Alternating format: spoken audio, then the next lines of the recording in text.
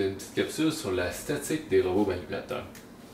Donc on a vu dans la dernière capsule la cinématique différentielle. Donc ça c'était une relation entre, si je connais la vitesse angulaire de mes joints, comme ça, on calculait en fait, avec le jacobien ici un vecteur vitesse exprimé dans l'espace de tâche comme ça.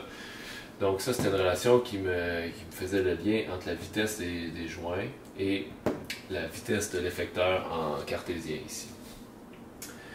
Donc on va s'intéresser maintenant à faire une relation statique dans le fond qui relie si jamais mon robot est en train d'appliquer une force externe. Donc par exemple si moi avec mon crayon je suis en train de peser sur le tableau comme ça, j'ai une certaine force d'interaction avec le système. Donc c'est quoi le lien entre la force ici et la force dans mes muscles ici? Dans le cas d'un robot, on va parler souvent plus des torques moteurs, des couples moteurs. Donc on va essayer de faire le lien entre cette force-là et les couples ici, 2 et torque 1 au niveau des moteurs. Donc, premièrement, ce qu'on va faire, c'est qu'ici, on va utiliser, pour vous montrer d'où la relation vient, on va utiliser pas la deuxième, la première loi de la thermo. Qu'est-ce qu'il fait avec la thermodynamique ici? La première loi de la thermo, c'est celle qui est très simple, c'est rien ne se perd, rien ne se crée. La variation d'énergie interne dans notre système, c'est égal à la puissance qui rentre moins la puissance qui sort. Donc, normalement, quand on essaie d'appliquer cette loi-là, il faut faire un volume de contrôle. Donc, ici, faisons un volume de contrôle. Je vais juste essayer de nettoyer un peu ici mon système. Puis on va refaire mon dessin. Donc, on redessine mon système robotique comme ça, de façon un peu plus clean. Supposons ici que j'ai un arbre de transmission et que ça c'est le moteur qui fait tourner mon joint 2 et qu'ici j'ai un autre moteur avec un arbre de transmission qui fait tourner mon premier joint ici. Et maintenant, faisons un volume de contrôle sur l'intérieur de mon... qui inclut mon robot à l'intérieur, mais que l'effecteur ici est à l'interface. Et ici, si ça c'est un arbre de transmission, donc la vitesse de mon arbre de rotation ici, ça va être Q2. La vitesse de mon arbre de rotation ici, ça va être Q1. Et maintenant, on peut voir les couples aux joints, comme le couple qui vient d'un moteur ici, torque 2, torque 1. Donc on peut voir le système ici comme un système mécanique qui a plusieurs entrées, sorties qui vont soit injecter soit qui vont injecter de l'énergie ou bien qui vont consommer de l'énergie, donc faire un travail sur le système. Donc ici, j'ai de la puissance qui peut rentrer dans le système, qui va être le torque fois la vitesse angulaire. Et ici, j'ai de la puissance qui peut rentrer ou sortir dans le système robotique, qu'on va trouver en faisant le produit scalaire entre le vecteur force et le vecteur vitesse ici. Et comme on est dans un contexte de statique, on va supposer qu'il n'y a pas d'énergie, pas d'accumulation d'énergie cinétique à l'interne. Donc, quand on va considérer les effets inertiels, ça va être des équations de la dynamique qu'on va voir plus tard.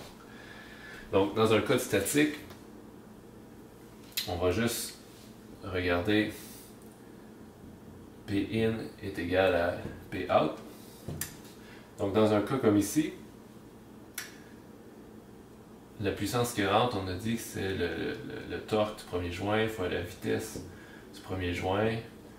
Donc ça serait comme la puissance qui rentre ici.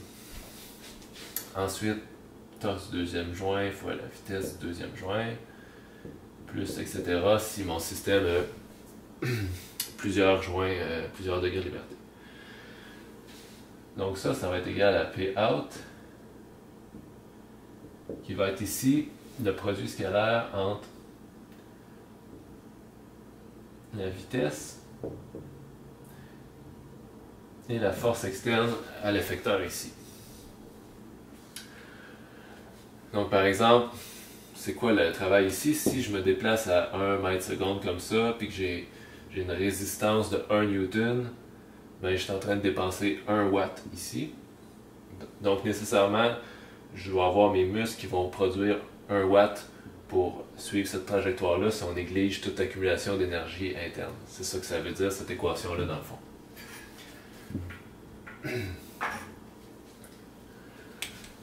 Donc, ici, on a une relation entre des scalaires, puis ici, on a une relation vectorielle, mais on peut tout ramener ça à une relation matricielle. Donc, si ici, je mets les torques dans un vecteur rangé comme ça, et mes vitesses angulaires ici dans un vecteur comme ça, tout ça, on peut ramener ça à l'expression un vecteur colonne de torque transposé vecteur colonne des vitesses de des joints de mon système robotique. Au niveau de l'effecteur, même chose. Si je connais les composantes de ces vecteurs-là dans une base commune, je peux juste déterminer que c'est le produit intérieur entre la vitesse, la dérivée temporelle de ma position ici de l'effecteur fois le vecteur colonne des composantes de ma force externe sur le système. Donc maintenant ici, qu'est-ce qu'on peut faire?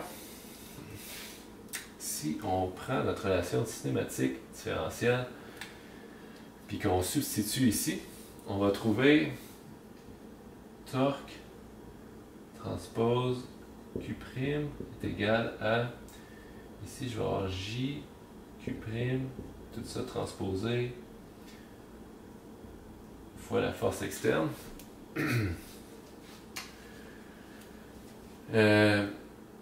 Donc ici, si je distribue le transposé, j'ai ici Q' transpose, J transpose, Fe comme ça. Et ça, en fait, l'ordre ici, quand je fais un produit intérieur, n'a pas d'importance, donc j'aurais pu l'écrire comme le vecteur colonne de vitesse transposée fois mon vecteur de torque comme ça. Donc voyez-vous qu'on se trouve dans une situation où j'ai un vecteur de vitesse des joints fois le torque qui est égal à un vecteur de vitesse des joints fois ça. Donc, pour que ça ce soit vrai, il faut nécessairement que mon vecteur torque soit égal à ça. Donc c'est là que ça vient la fameuse équation de la statique des bras manipulateurs qui dit que le vecteur torque ici, c'est la transposée du jacobien fois le vecteur des forces externes comme ça. Donc, ce que cette relation-là a dit, ben mettons qu'on reprend l'exemple de moi qui est en train de dessiner ici. S'il faut actuellement que j'applique 1 newton dans une certaine direction pour dessiner, vaincre la résistance sur le tableau ici, je peux calculer c'est quoi l'équivalent pour produire ce newton-là en termes de torque sur mon épaule, sur mon coude, en utilisant le jacobien transposé pour calculer les couples ici. Donc c'est pour ça qu'il y a une belle analogie entre la cinématique différentielle et la statique. Tout ça revient à une matrice jacobienne. Donc c'est quoi en fait cette matrice jacobienne-là? Cette matrice-là représente souvent des bras de levier. Donc faisons un petit exemple 5 pour voir un peu plus, essayer de comprendre. On va faire un système avec 1 degré de liberté. Supposons ici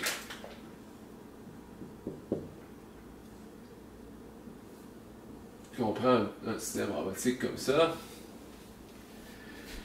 puis qu'on s'intéresse à la coordonnée, on va l'appeler R, comme si c'était notre vecteur ici, qui dépend de l'angle ici. Puis on cherche à faire le lien entre le torque que mon moteur ici fournirait et une force de résistance que mon robot serait en train de rencontrer. Donc par exemple, si quelqu'un qui est en train de pousser sur le robot ici, lui il génère une force de résistance, c'est quoi le couple que ça prend pour être en équilibre avec cette force de résistance-là ici. Donc, une façon de regarder ce problème-là, en utilisant le jacobien, ça serait, premièrement, on va calculer la relation de cinématique, qui serait ici tout simplement R est égal à L. Supposons que ça c'est la longueur de mon système ici.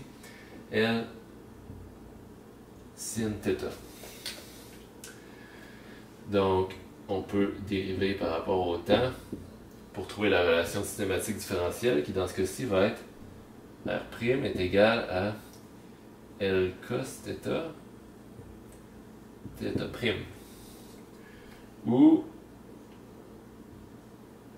ça c'est le jacobien de mon système qui est dans ce cas-ci une matrice 1 par 1, donc c'est juste un scalaire parce que j'ai une entrée, une sortie à mon système. Je regarde juste la coordonnée R en fonction d'une coordonnée dans l'espace des joints θ.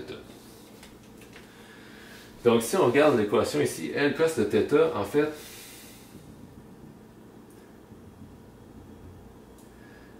le jacobien correspond au bras de levier qui dépend de θ actuellement dans le système. Donc, si on voudrait regarder la relation de la statique dans ce cas-ci, si on fait juste appliquer cette relation-là qui devient un scalaire dans ce cas-ci, juste des scalaires, je vais trouver ici que mon torque, ça va être L cos θ, qui est aussi mon jacobien, fois la force externe. Donc on voit ici, ça fait du sens. On aurait pu trouver cette relation-là facilement juste en faisant un petit diagramme de corps libre. On aurait vu que par rapport au point ici, j'ai un bras de levier de L cos θ ici qui correspond au jacobien dans ce cas-ci.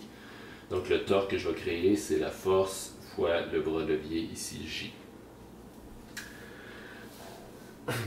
Donc, une façon de voir pourquoi la cinématique différentielle et la statique est reliée, c'est que le jacobien, c'est comme plein de bras de levier qui relient certaines directions avec certains mouvements dans l'espace des joints.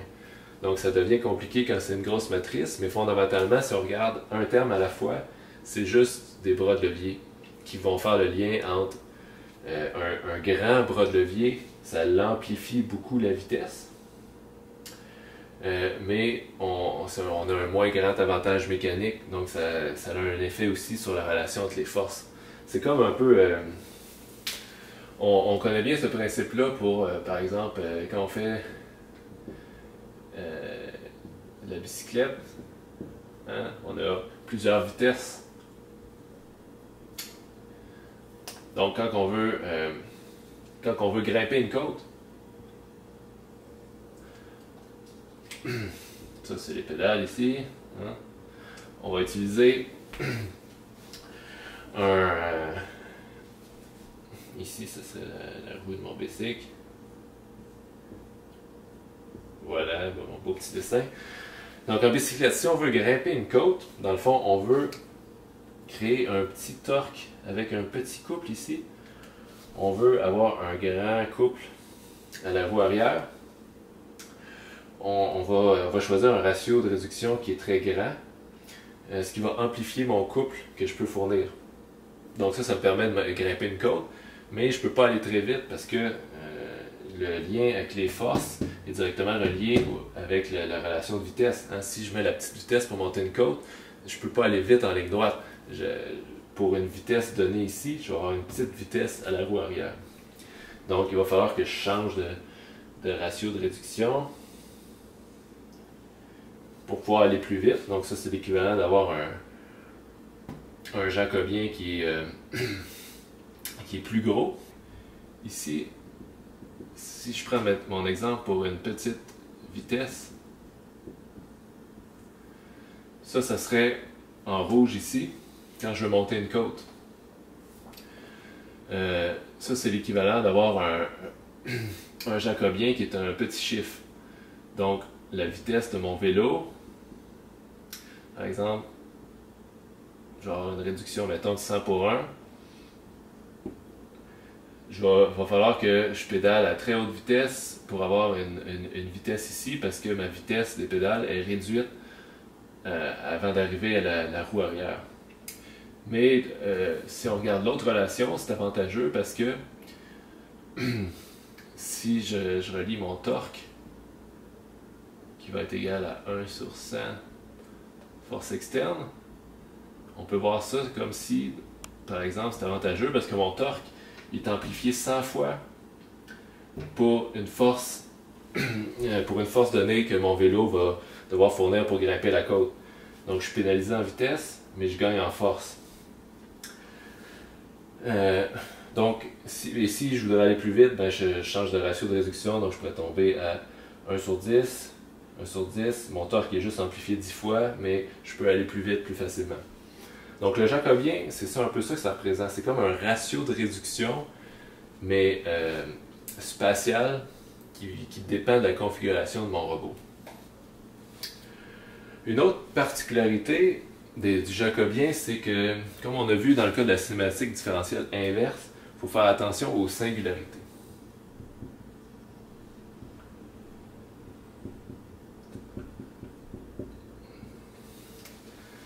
Donc, qu'est-ce qui arrive à ma relation statique quand je suis sur une singularité qui est mathématiquement, comme mon jacobien, un déterminant nul? Donc,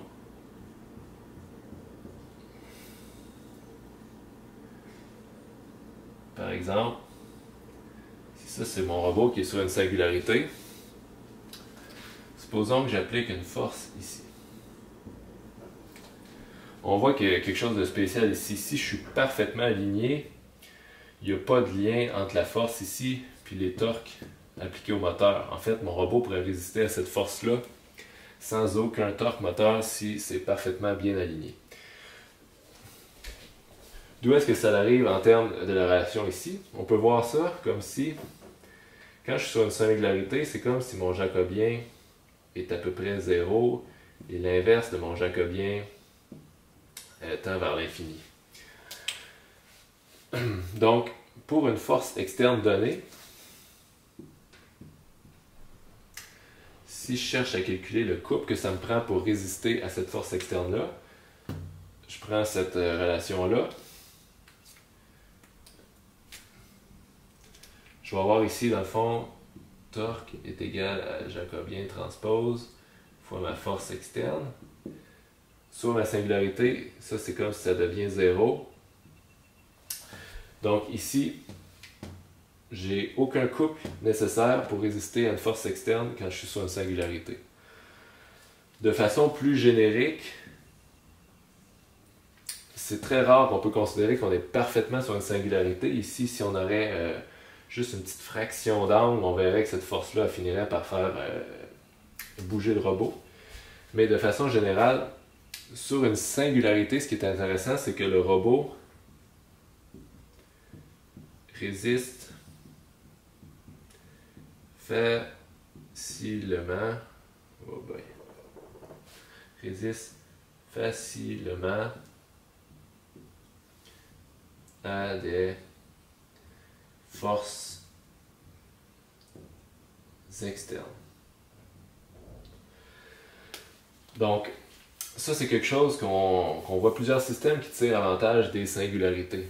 En fait, une autre façon de voir ça, c'est que s'il faut que je résiste à une grande force, mettons que je veux pousser sur le tableau ou retenir le tableau, placé comme ça, je vais falloir que je force pas mal pour résister au tableau.